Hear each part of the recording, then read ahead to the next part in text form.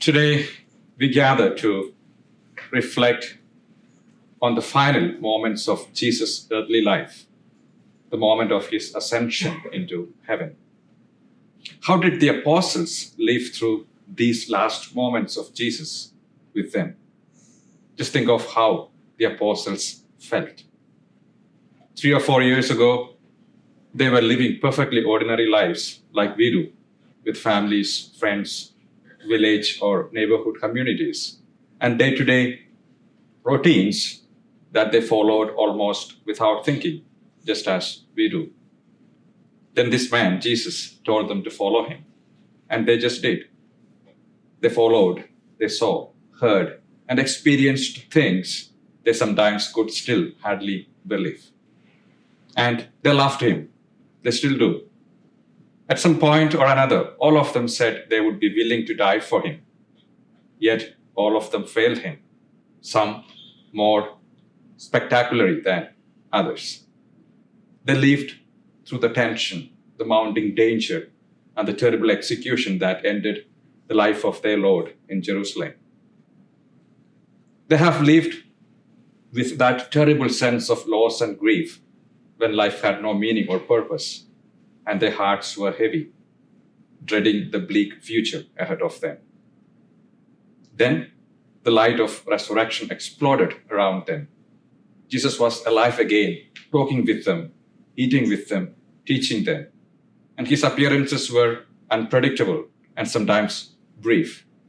But after the initial shock, none doubted the reality of his resurrection.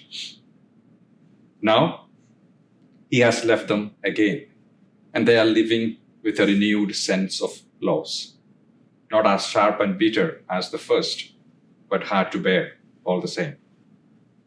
However, like the apostles, we may still feel weak and uncertain. We may long for Jesus to restore the earthly kingdom of Israel and alleviate our perplexity and weaknesses once and for all. But instead of fulfilling our immediate desires, Jesus responds by ascending to heaven. And his departure leaves us partly perplexed and saddened. It is not easy to become accustomed to his physical absence. We miss the tangible presence of Jesus, the sound of his voice, his actions, his compassionate gaze, his warm smile, and his acts of goodness. We yearn to be near him once again, watching him sit tired by a well, weep for Lazarus, spend long hours in prayer, and show pity to the crowds. Yet, we must leave certain things behind to advance our faith journey. In life, we often experience similar transitions within our own families. As children grow older, they assert their individualism, eventually leaving their childhood home to pursue education, work, or start their own families. They must let go of certain things to embrace new opportunities and responsibilities. Similarly, Jesus, in his return to glory, he had to leave behind his earthly life of 33 years and his close relationships. He needed to do so because he focused on the most crucial task: go and make disciples of all nations. And as followers of Christ, we also need to leave behind certain things to move forward in our spiritual journey. This is a pattern of our life with God.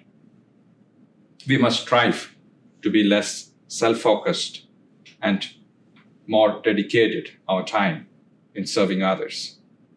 We may volunteer at our parish or make a daily appointment with God for prayer, or actively seek opportunities to help and bless those in need. And every time someone encounters us, they should witness the love of Jesus shining through our lives.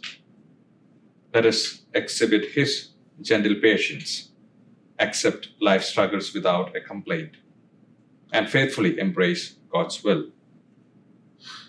May we never hesitate to do good, never thinking it is someone else's responsibility.